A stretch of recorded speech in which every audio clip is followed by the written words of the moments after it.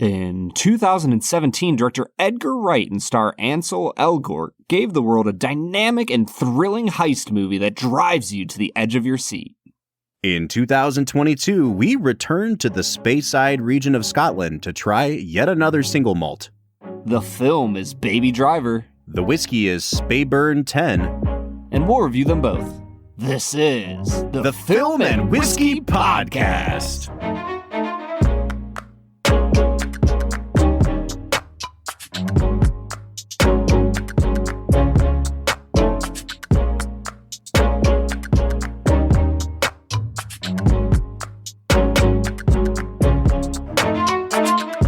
Welcome to the Film and Whiskey Podcast, where each week we review a classic movie and a glass of whiskey. I'm Bob Book. I'm still jazzed from watching this movie earlier today, Bob. One of my favorite things about you, Brad. Actually, can you tell the people your name? Because you still. Oh, I'm Brad G. I'm Brad G. One of my favorite things about you is that you just unironically use the word jazzed. There's so many words you could use, I'm pumped up, I'm psyched, I'm jacked. No, jazzed. It's a great word, man. It really is. You're bringing it back single-handedly. Yeah, and let's be really honest. My adrenaline was pumping. I was taking my 1.5-year-old for a walk afterwards, and I was almost run walking. My adrenaline was still pumping from having watched it. I had a similar experience watching this movie. Oh, I should say, this week we're reviewing Baby Driver, Edgar Wright's 2017 masterpiece. And I had a very similar experience watching this film to the experience I had watching Top Gun Maverick recently.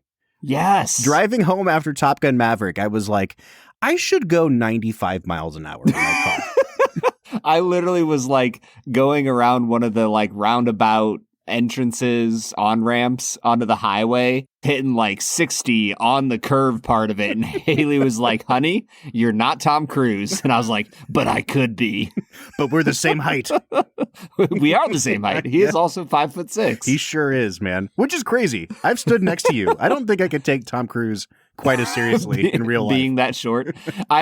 All I think of when I think of Tom Cruise's height is the Family Guy version of Tom Cruise, which is just the best thing in the world. Oh, man. We're 3 minutes in and we're already referencing Family Guy. It's going to be one of those episodes today as we look at Baby Driver. Now, Brad, you and I have known each other for a while, but Baby Driver is one of my fondest movie-going memories of all time, and I shared it with you, and it's one of our first movies that we shared together because we went to Chicago with a small group of our friends to celebrate the bachelor party of our friend Mike Giles. And one evening, we were trying to find something to do in the Chicagoland area, and we didn't want to go back downtown. So we said, hey, let's all go see a movie. We walked into this theater, couldn't figure out what to watch, decided to leave, and then 20 minutes later wanted to go to the movies again. So we drove to the outskirts of Chicago and went to this tiny mom and pop theater to see Baby Driver. Yeah. And it was one of those moments where I had become very cynical about movies. I was cynical about a lot of things in my life at that point.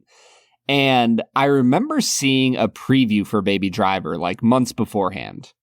And I remember thinking to myself as I watched the preview, this movie is the epitome of what is wrong with Hollywood nowadays. I don't know what it was about the trailer. I've never watched it again since, but I just remember being this is why Hollywood is failing. And so going into it, it's Mike's bachelor party where, he was wanting to see it. So I was yeah, sure. Let's go watch it. On the inside, I was man, F this. I am not interested in this movie. And I think that helped because what we walked away from was just one of the coolest movies I've ever seen in my life. Brad, I don't know if I'm going to give this movie a 10 out of 10, but I've probably spent more time wondering if this deserves a 10 out of 10 than any other movie we've done on this show because everything about this movie works. The rhythm of this film is perfect. Even at points where you think it's going to kind of start to drag a little bit, something happens to liven things back up. It's just an expertly constructed movie. And I hate to use the car metaphors, but everything about this movie, it clicks and it fires on all cylinders the whole way through the movie.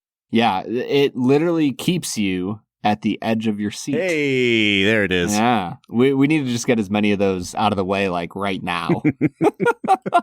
No, dude, this movie, there's so much beauty in the way Edgar Wright makes a movie. And from what I have heard, he's not like the most chill director to ever work with, but from what I've heard, he's a pretty cool director. Like, he's not super anal about everything, but he does have a very specific vision and direction and an idea of what he wants, and he accomplishes it in just such masterful ways. All right, I think it's time for us to move into Brad Explains, America's favorite segment. But as we get into that, we do want to remind you about our Patreon, patreon.com/filmwhiskey. If you go to that site, you'll find that you can support our podcast at 3 different tiers, a $3, a $5, and a $7 a month tier. At each tier, you get tons of bonus perks, especially at that $7 tier. But at all 3 tiers, you get access to a special Discord server that Brad and I are on every single day, talking to the members of Film and Whiskey Nation. So please check us out at patreon.com/filmwhiskey. Brad, it's time for this segment, Brad Explains, where you break down the plot of the movie that you have just seen, often for the first time. Brad, have you watched this movie since we saw it together 5 years ago? Yeah, this is my 3rd time watching it. At some point, I made my wife sit down and watch it because I thought she would enjoy it. She wasn't as big of a fan. She used the words, "That was a really sad movie." And I was like, all right, yeah, I guess it kind of was. People died. I have been trying to get my wife to watch this movie for like 4.5 years now. And it just has not happened. Carrie won't watch this movie? I don't know if it's that she won't watch it, but I always try to give her options. So I'll hold up 3 Blu-rays and be like, pick what you want to watch. And she's never picked Baby Driver. Bums me out, dude. I'm in the same boat as you. You need to just walk up and put 3 different copies of Baby Driver in 3 different movies and then just put it in and be like, well, don't know what happened, babe. Guess we'll just watch this. Just make a cover that makes it look like it's a Jane Austen adaptation or something. Yeah, exactly. Just pull out the Pride and Prejudice one and put it in the Baby Driver. All right, Brad, we have 60 seconds on the clock. Can you break down the plot of Baby Driver? Baby Driver is about a young man who has been coerced into working for a crime lord? Underlord? Who knows what he is.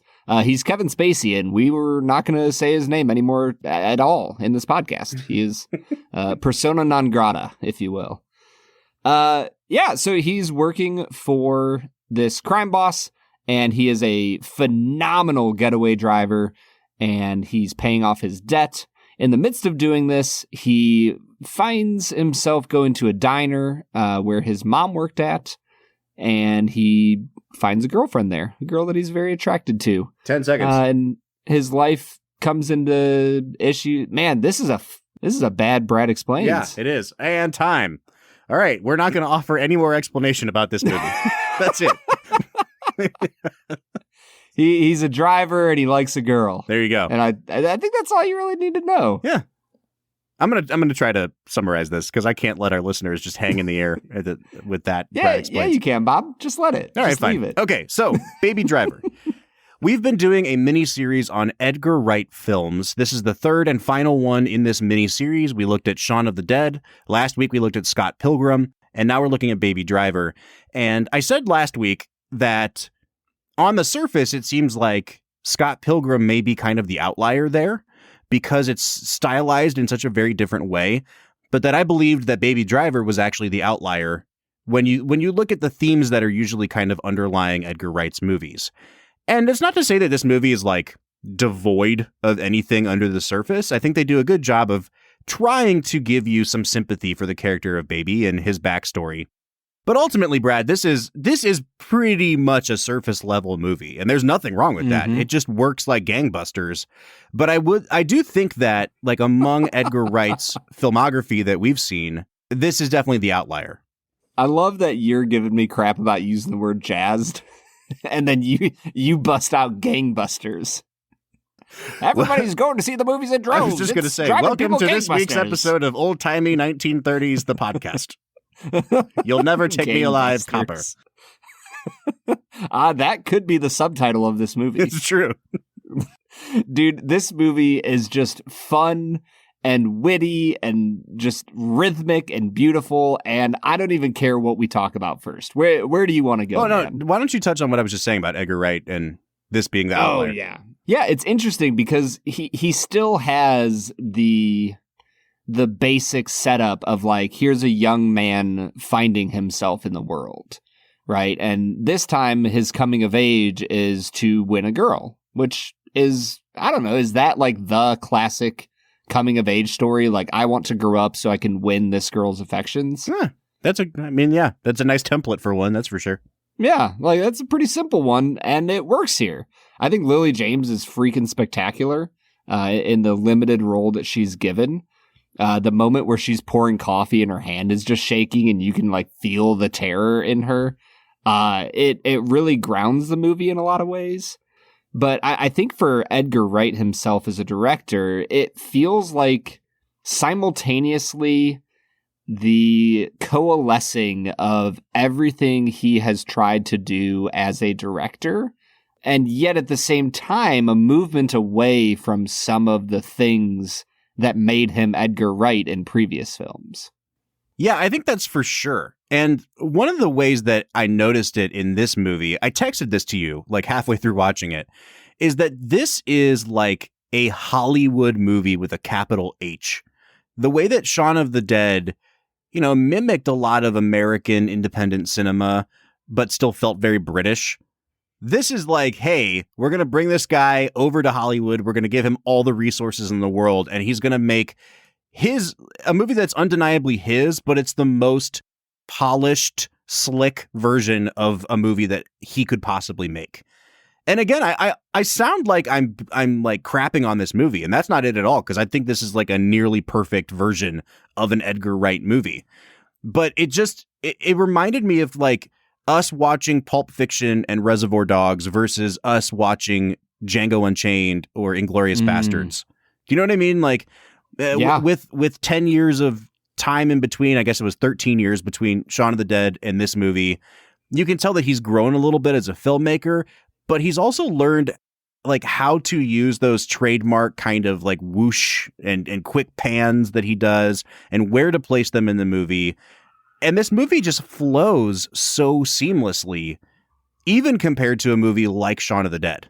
Yeah, the cinematography in this movie is stunningly just beautiful. Like the way he films a car chase is the most exciting car chase I think I've ever seen in a movie. Like there's a lot of great car chase scenes in cinematic history, but man, oh man, does he know what he's doing. There were certain moments of the film where it felt like they took the final chase scene in Charade, where they're like cutting between the different characters who are running as the camera whips past the columns. It felt like they were doing that at moments, but with cars going 80, 90 miles an hour in downtown Atlanta. For sure. Like, it's just bonkers cool. What do you think it is that makes movies like this so cool? I mean, there's a long tradition of car chase movies.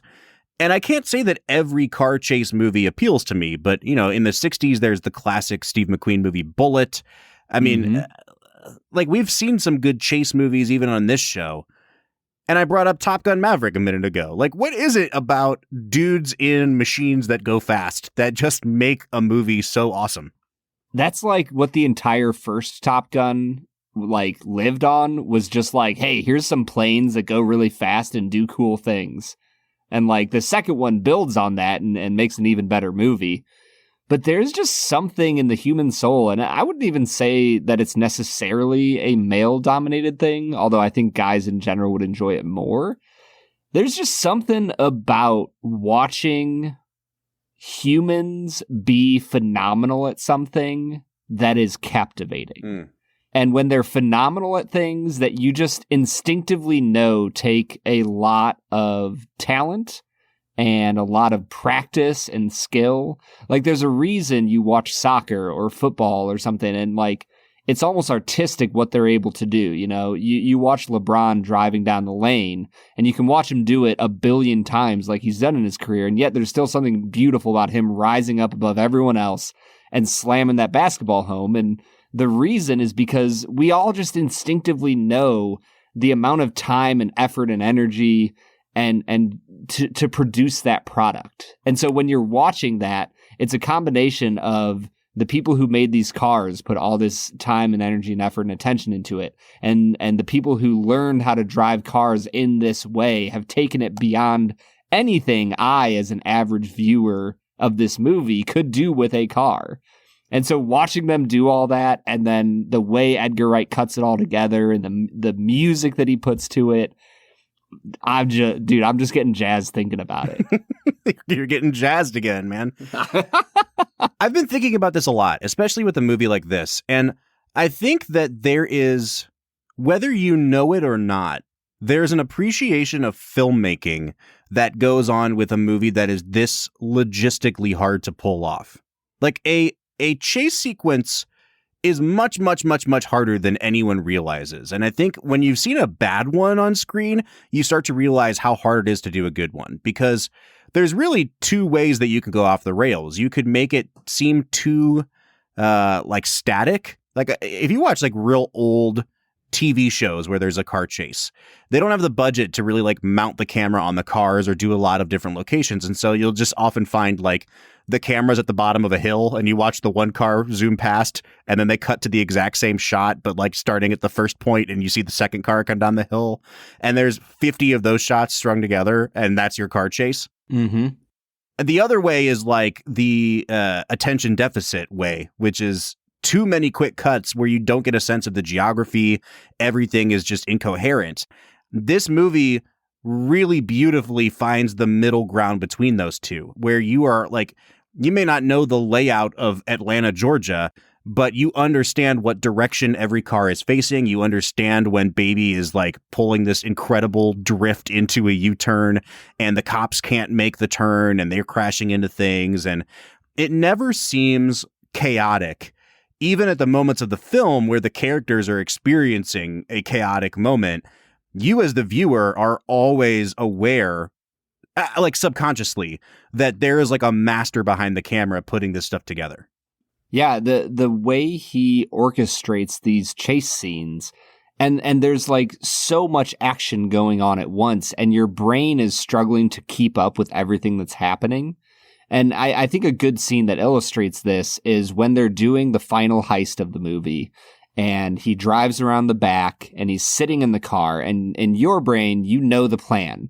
You know what Buddy and Darling are doing. You know what Bats is doing, and you see him sitting back there, and he shakes his head no to try and keep that lady from going into the bank, and she gets the cop to come out, and like the way he moves from that like little level of tension to Jamie Foxx holding a gun to his head, telling him to drive, and then Baby like crashing the car and murdering Jamie Foxx. Like the way he builds the tension in that scene, and he tells you everything that's supposed to happen and then shows how it all goes wrong. And then after that, it leads into this, I don't know, like 10-minute long chase scene of the cops running after him driving away. It's epic. I don't know if there's another word to describe it. This movie is just epic. This is one of those movies, and this is not a reflection at all of what you've been saying so far, but it's one of those movies where, as I'm watching it, I think to myself, Brad and I could probably talk about this movie for 2 hours on end. And then we actually get behind the microphone and I find that we just say the same three things over and over and over. Do you know what I mean? It's just like, how many times can you just say this movie is awesome? Because like that gets stale really fast. But honestly, it's just one of the most purely entertaining films I've seen in the last 10 years, probably. You know, it's right up there in a similar way with like a Mad Max Fury Road, where it's this brilliantly constructed action movie that is a singular vision of its director. And I told you this right before we hit record. I don't know if I would consider this an action movie.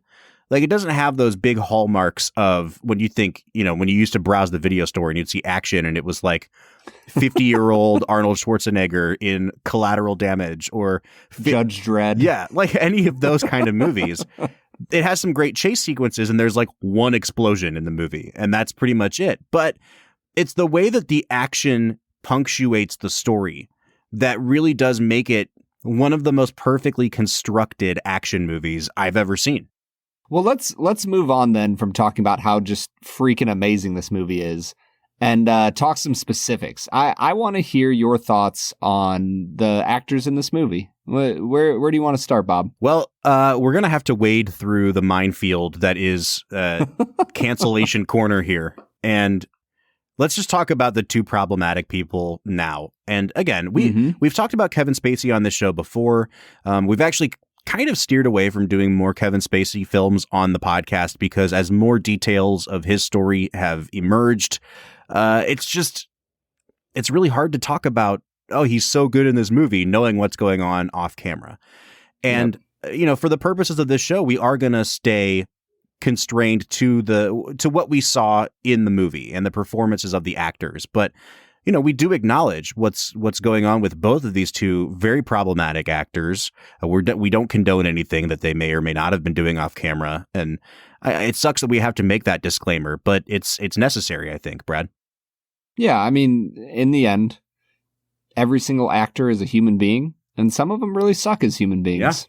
Yeah. And we can observe the fact that, like, yeah, they're a great actor, but a terrible human being.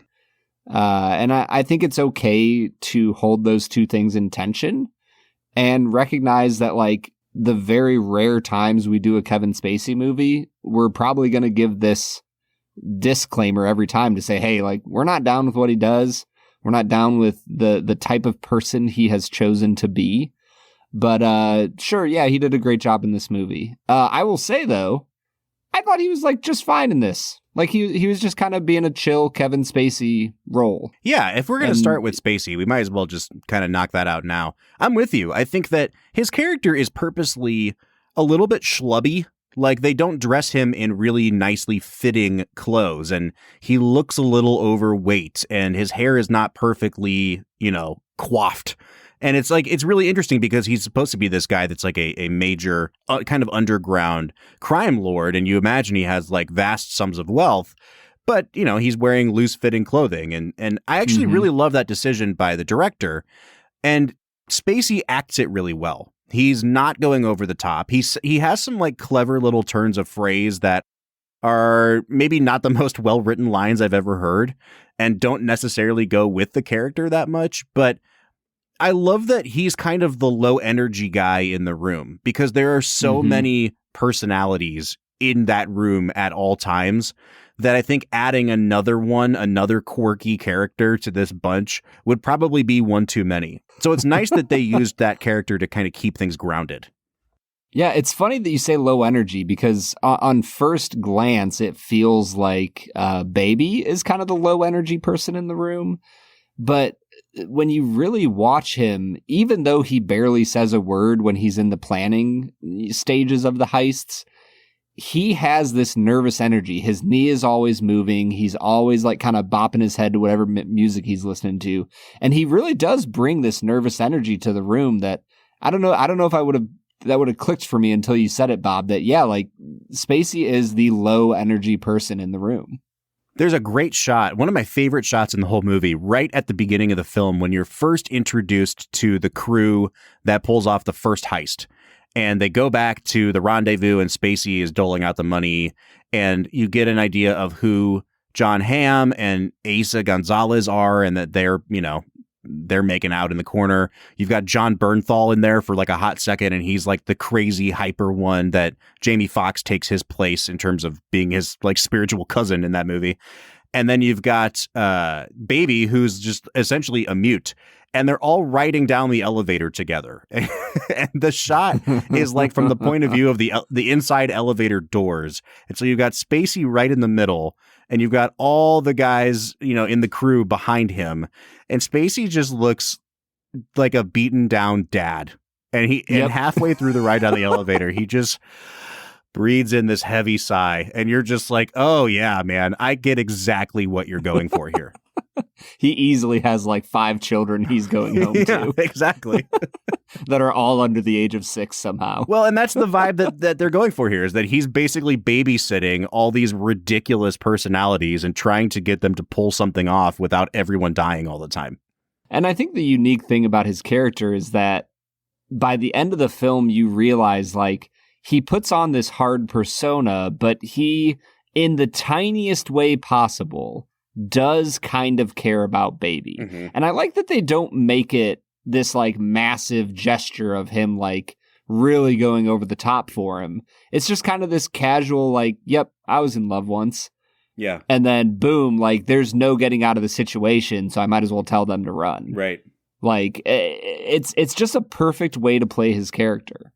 Brad, since we're talking about the fact that Kevin Spacey is persona non grata, if you had to replace him with someone in this movie, and I don't usually ask this question about replacing actors, but given who we're talking about, I thought it was fair game. And also, because he is kind of the low energy one in the bunch, I don't think Spacey gives a bad performance at all. In fact, I think it's quietly one of the best performances in the movie because it's hard to pull that off. But I also think that you could probably slot a couple different actors in here and it would work just as well. I don't know if he would be good. The role would change a lot. But if he was able to play low energy, I would love to see Jack Nicholson in that role. Oh, interesting. See, I feel like Jack has too much of a persona. You know what I mean? Like, even when he's being low energy, he's still Jack. Yep.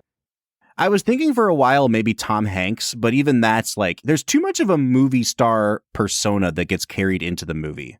Mm-hmm. You know who this Danny DeVito, maybe? Danny DeVito, yeah. You know who I honestly think would be really good, though? And it's almost like this part was written with this actor in mind, and then they just chose Spacey instead. But like Tommy Lee Jones, I think, you know, when you think about his character in The Fugitive or in No Country for Old Men, it's like, that's this character.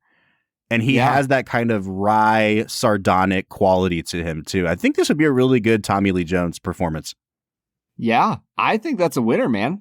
Good call. Hey, and he also isn't, as far as we know, an evil human being. So you know, it's a double win. Win-win. Yeah. Okay, how about Ansel Elgort, the star of this movie? I really liked Ansel Elgort as an up-and-coming actor, and it's a bummer to hear the allegations that have come out against him. And, you know, last year he was in West Side Story and was not a fixture on the promotional circuit for that movie at all, and actually caught quite a lot of flack for that film as being, like, the worst part of it. I actually really liked what he did in that movie, but he's doing something kind of similar here, where he is responsible for playing a character, like you said, that seems really low energy on the surface and having to find ways to infuse energy under the surface. And I really do think he does a great job in this movie. Yeah, I think that the character of Joe, the older deaf man that he cares for, is the most important part of grounding him. That when he rushes back into the apartment to find Joe, you can feel the panic in his soul.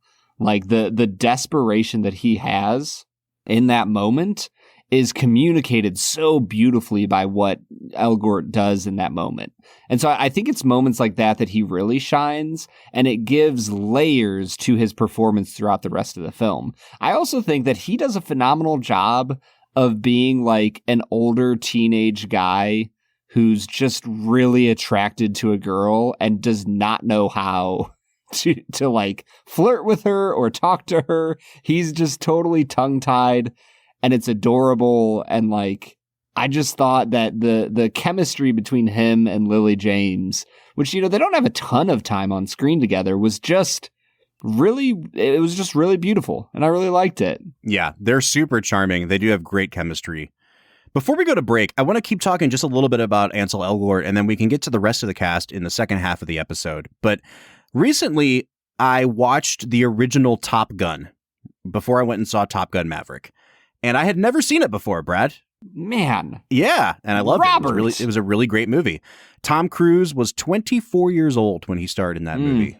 Man. And then a year later, he goes and he makes a movie with Martin Scorsese called The Color of Money, which is a sequel to the 1961 movie The Hustler with Paul Newman. Ooh, I've heard of that movie. Great movie. And in watching both of those movies back to back, they're both really great hallmarks of early Cruise, where he is like, his charm and his cockiness are what he's like banking on. Mm-hmm. But even then, the cool thing about watching those movies back to back in like a 2-day span was finding the little subtle ways that the character in The Color of Money is played versus, Maverick in Top Gun, because they're both cocky. They're both, overly charming guys, but one of them has a much more like dark heart behind it. And Cruise does such a good job of finding really subtle ways to portray that. And similarly, like Ansel Elgort in this movie is really, really similar to the Ansel Elgort you see in West Side Story playing Tony. He's quiet. He may not be the brightest guy, and again, this movie has similarities where like he's singing and dancing all over the place too, right? But I think it's so cool to see an actor play what seems like a pigeonholed role and find really, really subtle ways of, shades of gray, I guess, or different shades to those performances. Yeah, man, I think that, I will say, not having seen the new West Side Story, I think that he has a lot of nuance in his performance. And the way he talks to Jamie Foxx, it really brings it out. I think that Jamie, being the spectacular actor that he is, was like a perfect... it's like a Paul Newman and Tom Cruise, like the older actor who has won an Oscar showing the younger guy the ropes. And the scenes where Jamie and Ansel are together are just electric. And when he grabs Jamie Foxx's gun and holds him back from going up, essentially to intimidate Lily James's character, there's just so much tension in that moment. Mm-hmm. And Ansel has just this determined look in his eyes of like, there are very few things I will fight for, but this is one of them. All right, man. So we've talked about the two problematic actors in the movie, both of whom give really good performances here. When we come back from our break, we'll break down the rest of the cast and talk a little bit more about director Edgar Wright. But before we get there, Brad, it is time to drink some whiskey. What do you say we try this Speyburn 10? Man, I love whiskeys from the Spey, so I'm really excited for it, Bob.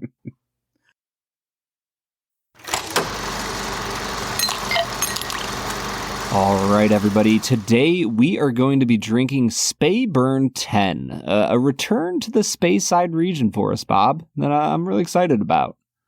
Yeah, me too, man. I've been kind of hit or miss on Speyside single malts. We liked some of the Aberlours. I know we've tried a couple more since then.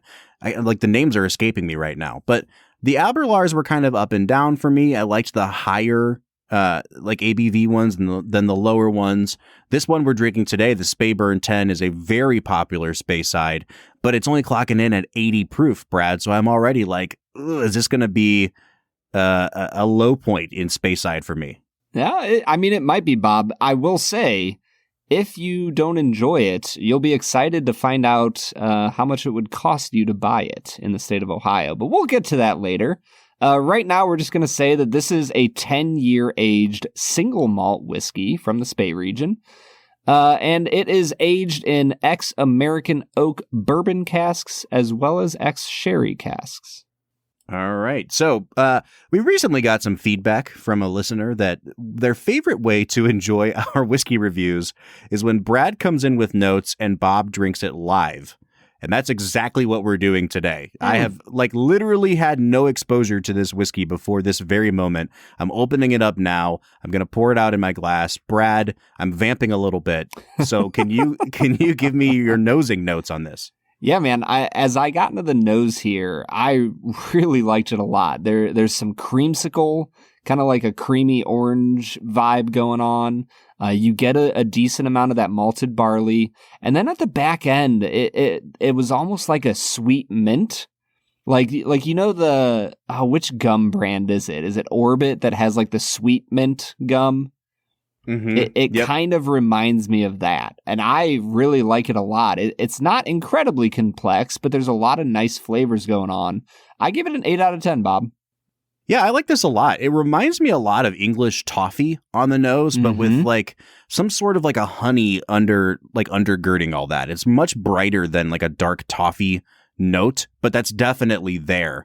I'm really digging this on the nose. I think I'm going to give it an 8 out of 10. It has some really nice, light, fruity, almost Irish whiskey type notes with a little bit of that Scotch kind of funk and a little bit of a smoke on this too. And then that really great toffee underneath it all. Pretty complex, Brad, for only an 80 proof whiskey. So yeah, I'm at an 8 out of 10. Bob, the longer we do this, the more I really want to create like a soundboard where so we're almost like a 90s radio station. That anytime you say funk, I just want to hit a button and be like, it's got the funk. And just play like the Seinfeld bass under me for a hot second. Yeah. Oh man, Bob, getting into the palate here, it's really light and airy. There's some orange zest going on with a decent amount of honey. And there's like a few kind of floral notes happening. The mint kind of drops away and turns into this floral aroma on your tongue. It definitely drops off a little bit from the nose, but still is a really enjoyable experience. I'll give it a 7 out of 10 on the taste. Oh, I like this a lot. It's okay. So I'll say this. It's a flawed whiskey, but I like it a lot. Like it, I don't know how to explain it. If I could like draw a map of the different zones of my tongue, like if you could take your tongue and divide it into like 9 regions, right? Like 3 in the front, 3 in the middle, 3 in the back. Are we doing like Hunger Game districts here? Yes. This only hit the middle of my tongue the whole way back. I don't know how to explain it. Like I'm only tasting things on the middle of my tongue. And it's really, really sweet. You get a little bit of alcohol like in the mid palate, and then it kind of disappears again and gets almost watery towards the back end. But that's where you get just a wisp of smokiness, and then it's like black coffee. And it's really interesting because on the front, it tastes almost like a flavored coffee creamer. And then in the back, you get like almost espresso. It's really cool. It's like drinking a coffee that is also infused with Scotch whiskey. Like I'm super digging this right now. I'm going to give this an 8.5 on the flavor. Dude, let's go, man. For me, the finish, it finished with a little bit more power than the palate had. Some oak and almost like a cardamom kind of comes through, a little bit of spice there, but there's still that continuing honeyed sweetness that I got throughout the entire experience. I'm a big fan of this. I'll give it an 8 out of 10 on the finish. Yeah, it's much more grassy on the finish than anywhere else. It's not like, I wouldn't call it like pine or anything like that. It just kind of has like a nice, soft earthiness to it that isn't overpowering. Like this would be a really good entry point into the world of Scotch, I think. It offers a lot of flavors that are present on many, many Scotches, but just in a much more pleasant way. Man, I really like this, Brad. I know it's 80 proof, like, and it doesn't stack up to some of the more like high proof, well-aged ones we've ever had. But for what it's trying to be, this is a darn good whiskey. I think I'm going to give it an 8.5 on the finish. Yeah, and then we jump into balance and value. As far as balance goes, I think that it's a little more impressive on the front end than the rest of the experience. But overall, for what you're getting at a 80 proof whiskey, I think it's a really nice balance. I'll give it a 7 out of 10. When I look at the Speyside scotches that we've had so far, so we've had Aberlours, we've had at least one Macallan, we've had I think we had 4 Glenlivets. So this is at least the 4th distillery we've tried in the Speyside region. I would really like to have more from this distillery and see if this flavor profile carries forward. I think this is a spectacularly well-balanced whiskey. It's definitely watered down. And I think if you're used to drinking something with a little more complexity or a little more of a punch, this might be a disappointment in that way. But when it just comes to the balance of things, they handle this really, really well. I'll give it an 8 out of 10. And when we get into value, Bob, your socks are going to be blown off, man, because this incredible whiskey can be purchased for $27 in the state of Ohio. I like this a lot, man. especially at $27. So Yeah. the last kind of cheap scotch that we did, if I can call it that, was Cutty Sark, which was like $15. Yeah. This is definitely better than Cutty Sark. And I feel like sometimes we hype up cheap whiskeys so much that people will like go out and buy them and then they'll be like, I'm trying it. And it's like, well, dude, okay, like, please try it. But also remember, it's a $15 scotch. You know what I mean? Like, it's not going to be the best scotch you've ever had. And I'll say that about this. This is not going to be the best scotch you've ever had. It's $27. And it's $27 for a reason. But it's a darn good $27. Mm-hmm. Know what you're getting into for sure. You're not going to be finding a gem, like a hidden gem that all the distilleries and people in the world just forgot about, and somehow it got all the way marked down to $27 and it should be $2,000. No, it's a $27 scotch. But again, at that price point, I'm giving this an 8.5 out of 10 on value. Yeah, I'm at 9 out of 10, Bob. I think that this is an incredible value in the world of single malt scotches. And it brings me to a total of 39 out of 50. I'm at a 41.5 out of 50, Brad. So that brings us to an 80.5 or a 40.25 out of 50. Hey, This is in rarefied air, getting over the 40 mark for us. It's a no-brainer for me in terms of recommending that you buy a bottle of it. I probably wouldn't recommend trying it at the bar just because you're probably going to spend, I don't know, $7, $8 for a pour of this. Yeah. And like, it's just buy the bottle, dude. Just plunk down $27. Yeah, this is a really nice, affordable single malt that would be, I would just go on a limb and say, this is probably the best introduction to the world of Scotch that you can get. I won't go that far because I'm pretty sure I've said that exact thing about like 5 different scotches on this podcast. Well, I haven't, history. Bob, so I'm going to say it now. I really like this as a pairing with Baby Driver too. Like, I mean, it's an import from Europe, like Edgar Wright, but it's got the heart of the working man. You know what I mean? Like, it's a great $27 scotch. I'm super pumped to talk about the crowd-pleasing whiskey and the crowd-pleasing movie that we've got on hand this week. So what do you say we get back into talking about Baby Driver? Let's get to it. All right, everybody. That was Speyburn 10, a phenomenal whiskey to be paired with a phenomenal movie, Bob. Absolutely, man.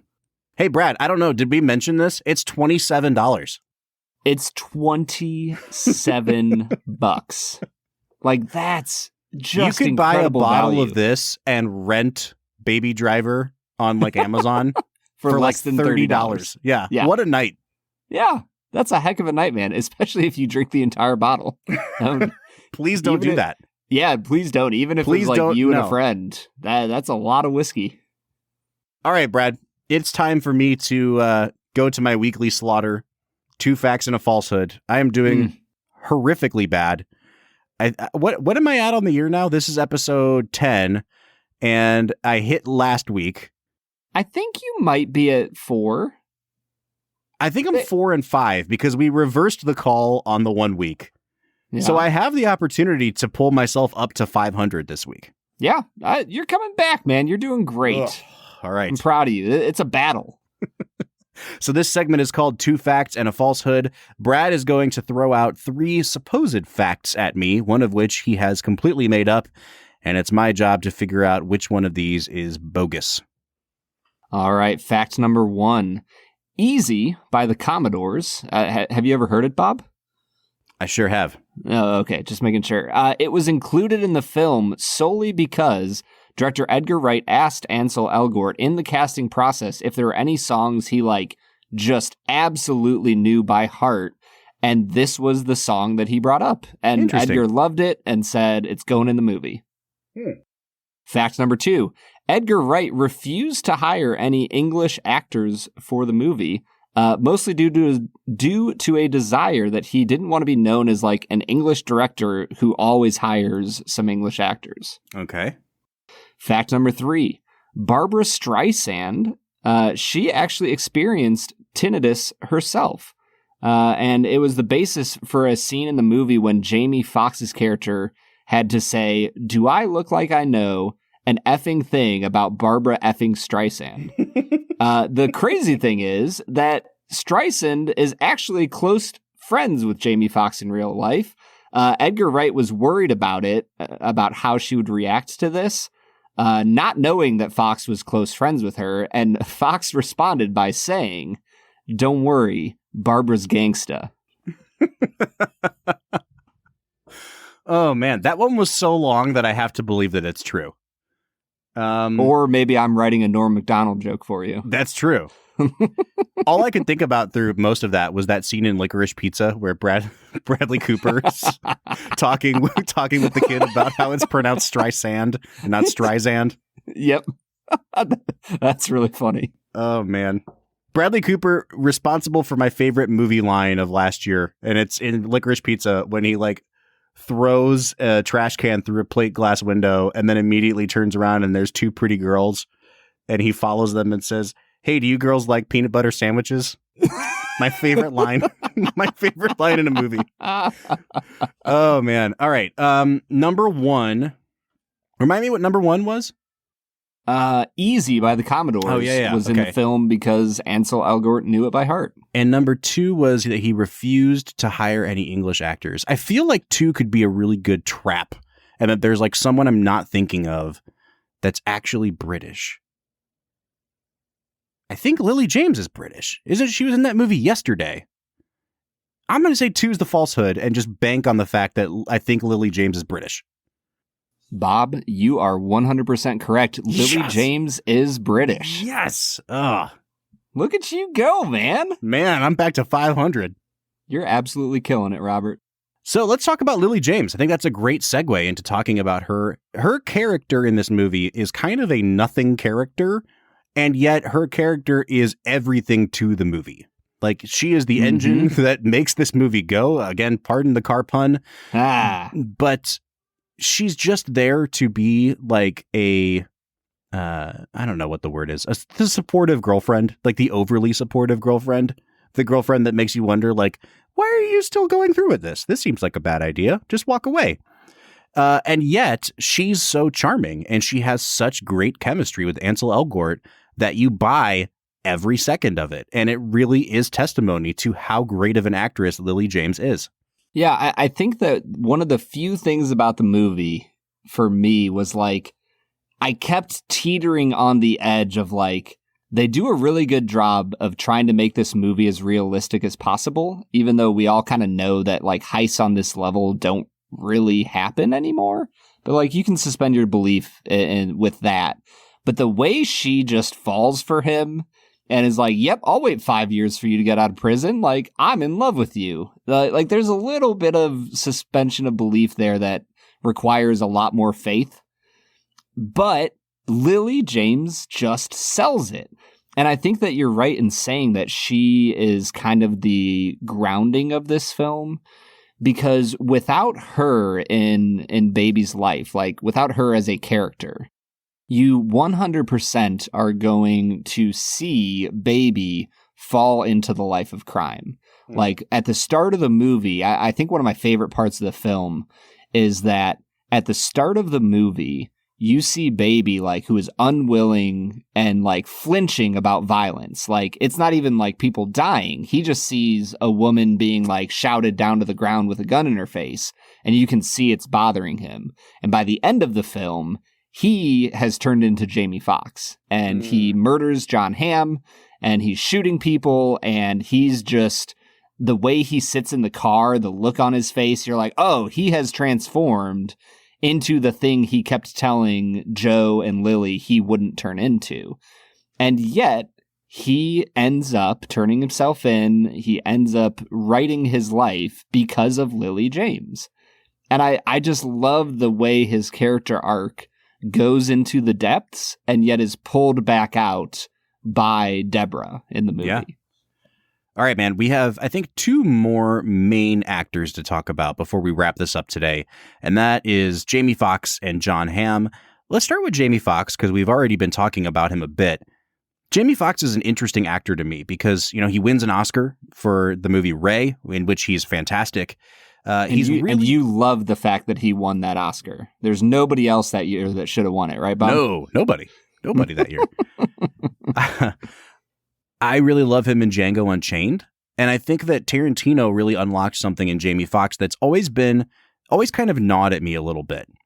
And I think that it's when Jamie Foxx is trying to be cool on screen, he comes across as a guy who's trying to be cool on screen.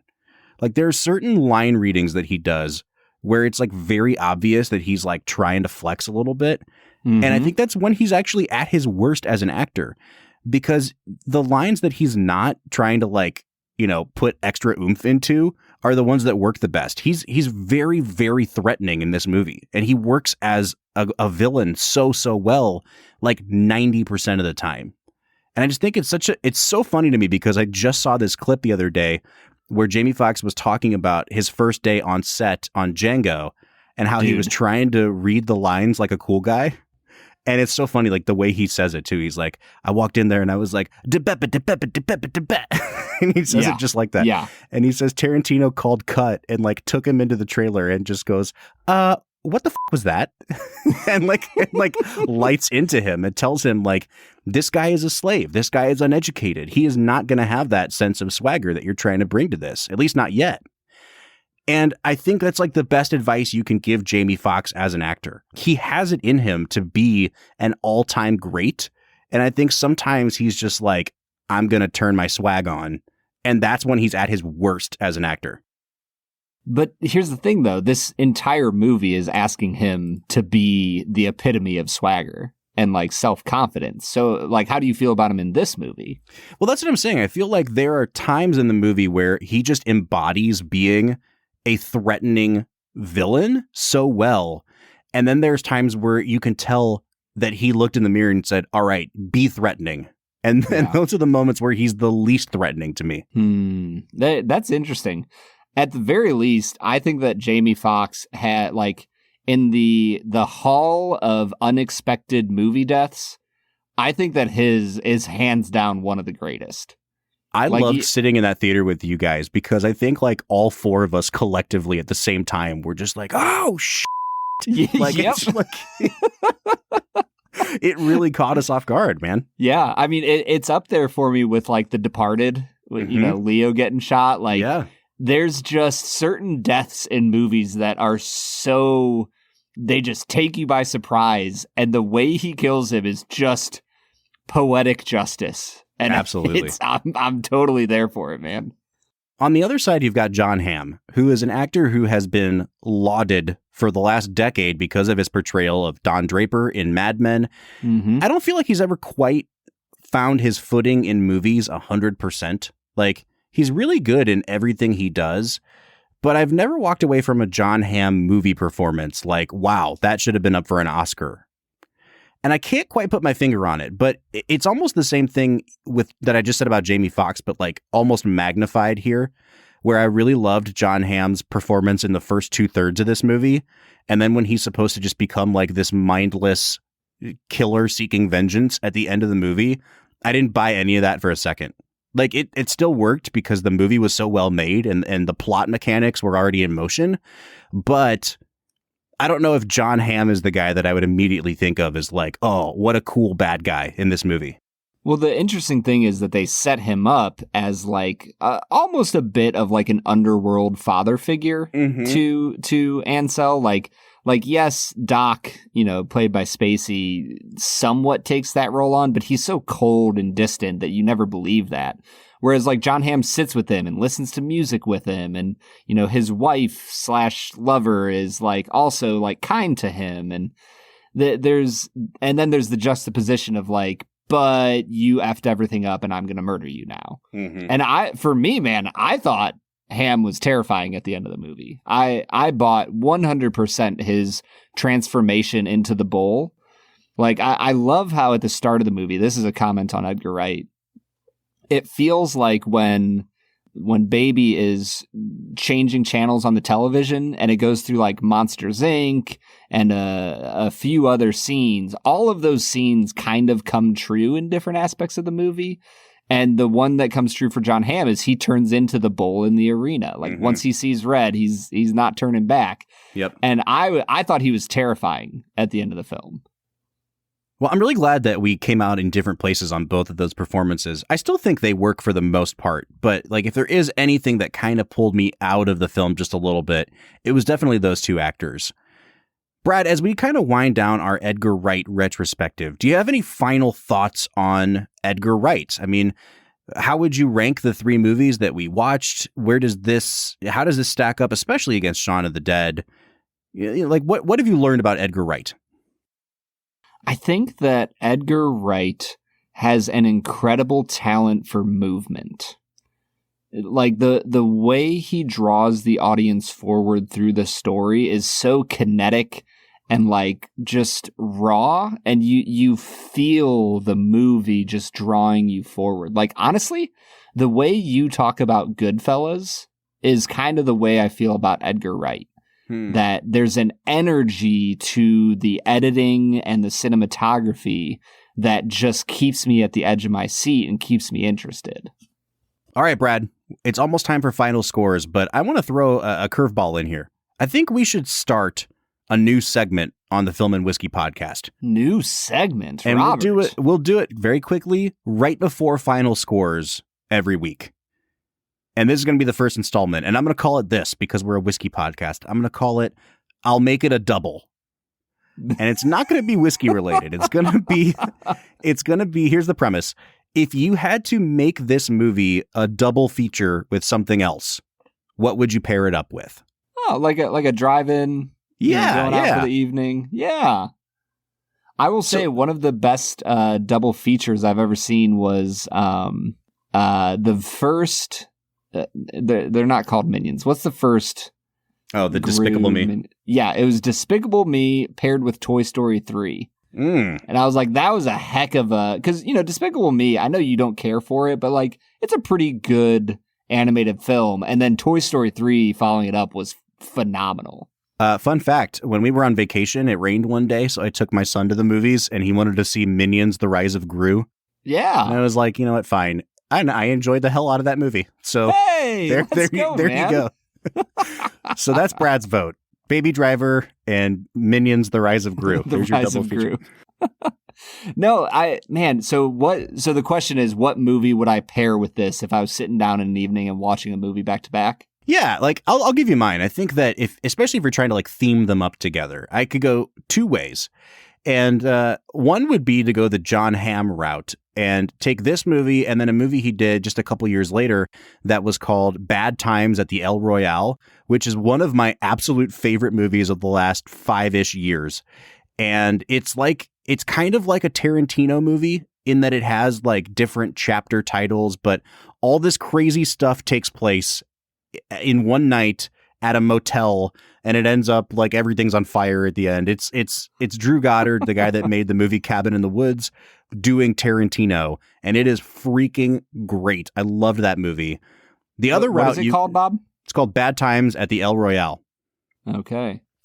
The other route that I think you could go is to take the supporting actress in this movie, Asa Gonzalez, and take a movie that she was just in this year that also involved going very fast in stolen vehicles, and that is Michael Bay's Ambulance. I think you could pair this up and have an Asa Gonzalez double feature. You've been pulling for Ambulance for a while now, Bob. You know what? Like 5 years ago, I think I would have been too snooty to admit that I enjoyed Ambulance, and then this year has just been the year of awesome action movies, man. Like going back to the movie theater and seeing things like Top Gun and RRR and Ambulance, and like I've just enjoyed the hell out of the movie going experience again this year. Can I tell you that I sat down, opened up Netflix, and I saw RRR. I watched 30 minutes of that movie and turned it off and was just like, what in the world just happened? But that was one of the coolest 30 minutes of movie I've ever watched in my life. Like the way that they take about 10 to 15 minutes to introduce each of the two main characters, those scenes are just wild. That movie's incredible. All right, Brad, so what would your pick be? Man, I've been racking my brain as we've been talking about this. I think this is like, I don't know where this came into my brain, but I think I'm going to suggest man, what is it called? It's Adam Driver and Daniel Craig. I remember thinking that this looked like a cool movie because it was like the first non-Bond movie that Daniel Craig had done. Are you talking about Logan Lucky? Yes, the NASCAR heist movie. Yeah, Steven Soderbergh. That's a great movie. Yeah, Channing dude. Tatum, I believe. Yep. Yeah, I watched that once with some friends while I was in seminary, and it was quirky and funny and very off the wall. And I think it'd be a good pairing for Baby Driver. All right, there you have it. We've given you 3 suggestions for a double feature, and that's our first installment of I'll Make It a Double. Brad, it's time for our final scores. We both love this movie. I think it's nearly perfect. There's something in me that's keeping me from giving it a 10 out of 10, but I think I enjoy it like a 10 out of 10 level. Yeah. I think for now, I'm just going to say it's a 9.5, but subject to change. Asterisk on that one. I think I'll give it a 9 out of 10. There's still some issues for me throughout the movie with pacing in the middle of the movie. Like we said, Spacey is like good, but not great. But there's not much wrong with this movie, Bob. And I would 100% agree with you. I enjoy this movie like it's a 10. It's just so good. Even like, dude, when he pulls out the Michael Myers masks and they have the conversation about which Michael Myers that he should have bought. It's just witty and priceless. All right. We'd love to know what you think of Baby Driver. Where does it rank for you among the 3 Edgar Wright films that we reviewed? Let us know what you think. You can find us on our social media accounts, Facebook, Twitter, Instagram, TikTok, @FilmWhiskey. Or you can jump onto our Discord. Discord is a wonderful place where you can have a community of people on the internet that you get to choose to be a part of. It's not open to everybody. Only the people that join are in. And we have great conversations about life, about movies, whiskey, all sorts of things. So you can find a link to get onto our Discord at the end of every single one of our show notes. Next week, we're starting a mini-series on the American filmmaker Wes Anderson. We're going to be looking at his second feature film, the one that really blew him up in terms of public consciousness. That movie is called Rushmore. We'll be back with that one next week. But until then, I'm Bob Book. I'm Brad G. And we'll see you next time.